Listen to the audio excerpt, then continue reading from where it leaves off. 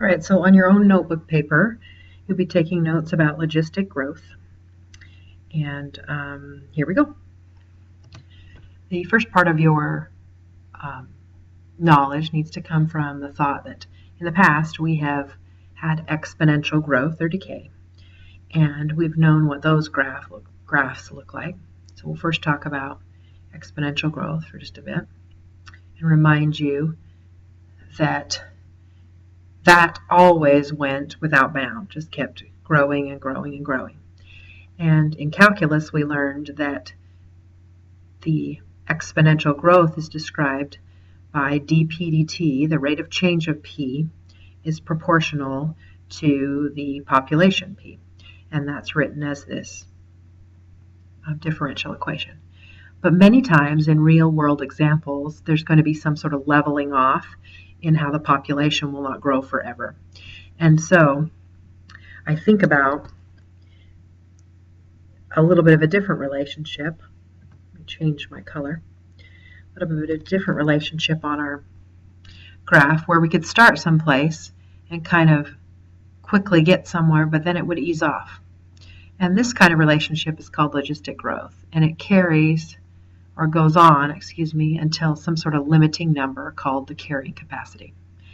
And so I think about often like a pond that has a point when it will not grow any more fish in it, or those kind of things.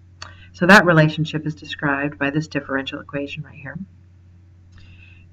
where the rate of change of the population is proportional to the population amount and the carrying capacity minus the population amount.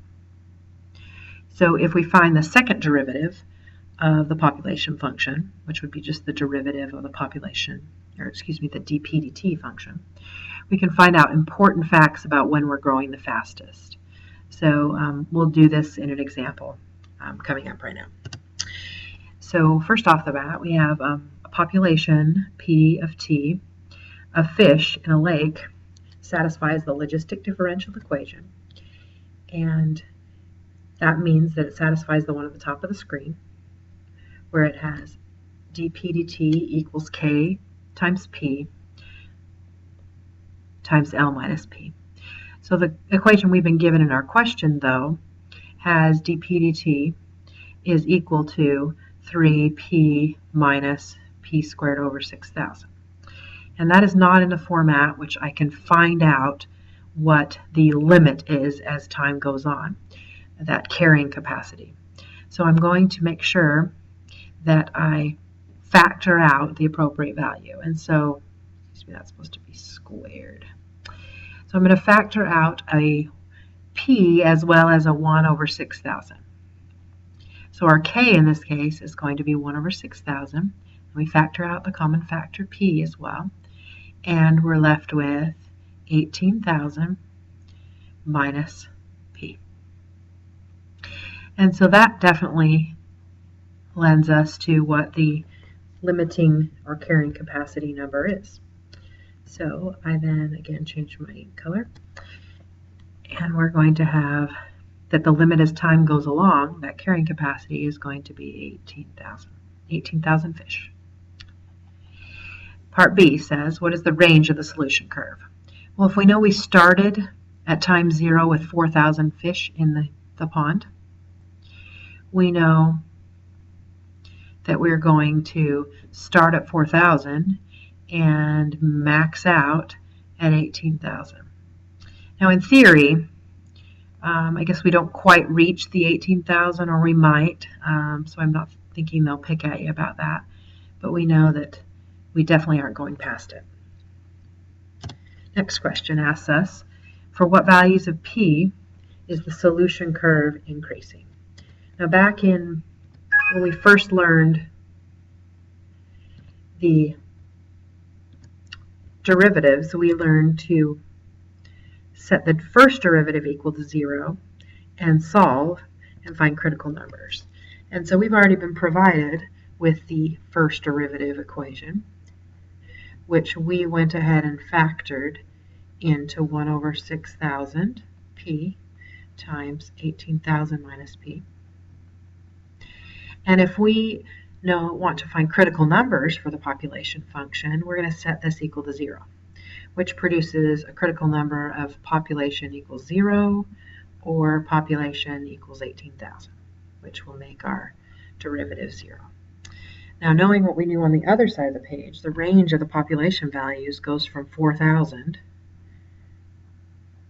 until 18,000. We don't end up having any critical numbers because this is beyond the endpoint and this is at the endpoint. So there's no values that I need to test on either side, just only one value. So I'm going to pick 5,000. Anything between is fine. And if I put 5,000 back in my differential equation, I get a positive value here and a positive value here, indicating that between 4,000 and 18,000, we are definitely increasing. So for the entire time period, we will be increasing.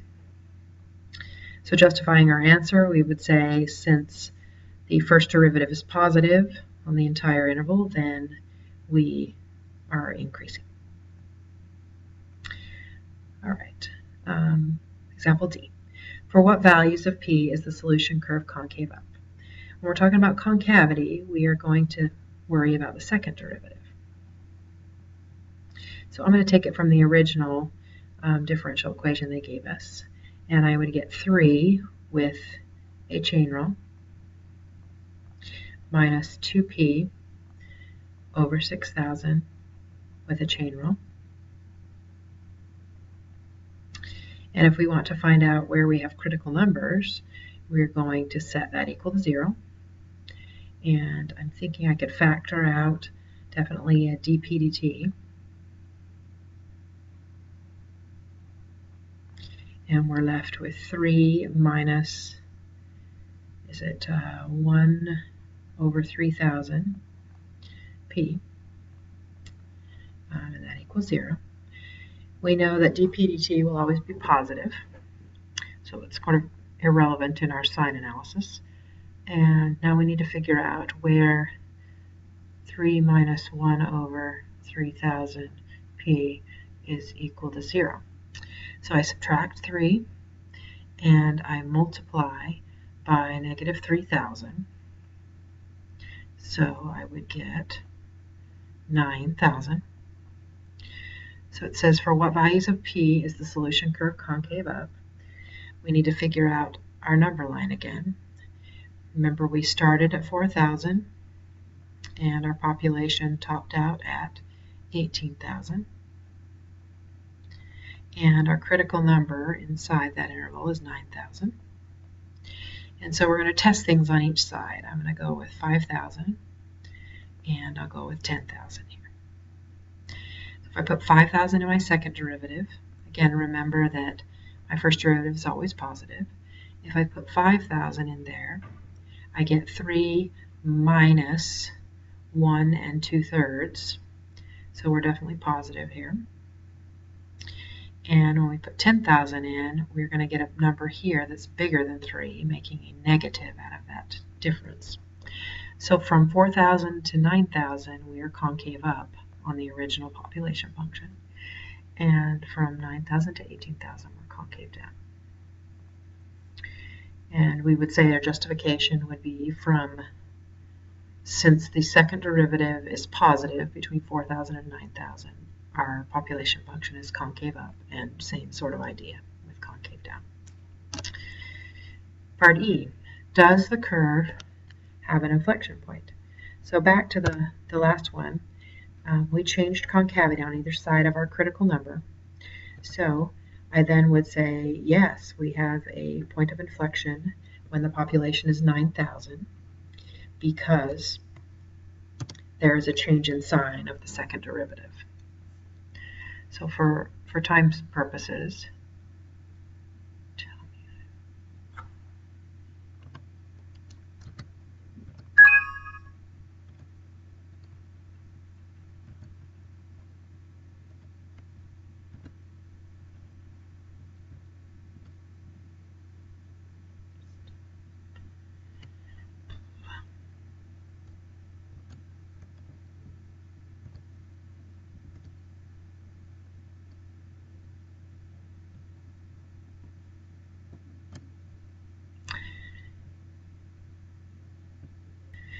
All right, I'm back again. I was hoping I was actually recording, and I am. So we're back with this. Part E says, does the solution have an inflection point? And where I left is where that concavity changed. And so I would say yes. When the population is 9,000, there's an inflection point. And the justification would be that the second derivative changes sign on either side.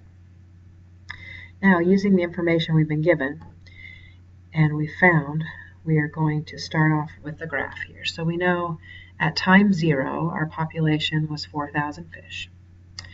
We knew that 9,000, we have some sort of point of inflection, so that's going to be important. We also know that at 18,000, we have reached our carrying capacity. So we learned on part A, or B, or C, I can't remember, in the early part of the problem, that we were increasing all the time. And we learned that when population is 9,000, we ended up finding that they would have a point of inflection. So we would have concave up, then we went to concave down, and as time goes along, we've reached that carrying capacity. There's our graph. Second example. The only difference in this example right now is that we have a different initial population value.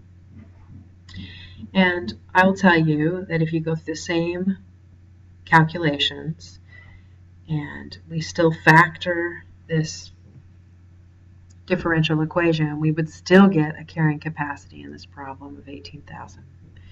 We would still have a similar range. This time we were going to go from 10,000 until 18,000.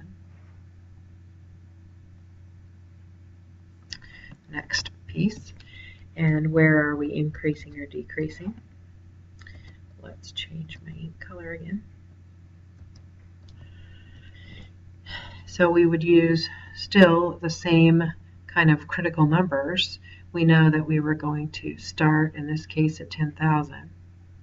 And remember that we only had 18,000 or 0 as our critical numbers.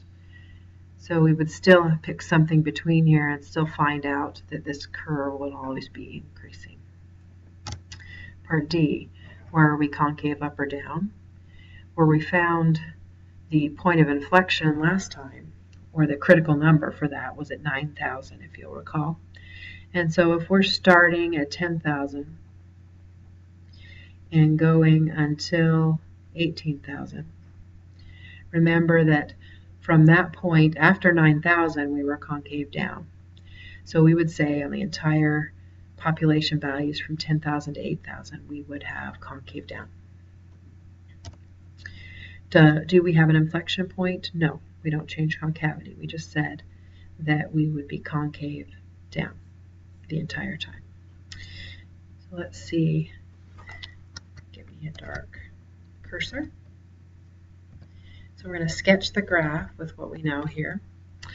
And so we start here at 10,000. We said we're always going to increase until 18,000.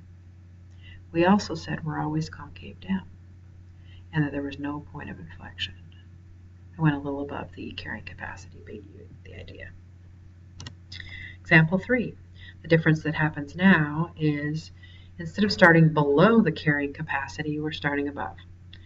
So we're still going to have a limit as we go along of 18,000. Our range will be a little bit different. 18,000 is kind of the lower end in this case, and 20,000 is the upper end. Next piece, for what values is the solution curve increasing or decreasing? And I'm going to answer this in terms of a graph in a little bit. Where are we concave up or down? I'm also going to think about that in terms of the graph. And so let's do the sketch based on what we just said now. So if we started with 20,000 of those fish in the pond, they would be dying off because, again, the carrying capacity of that pond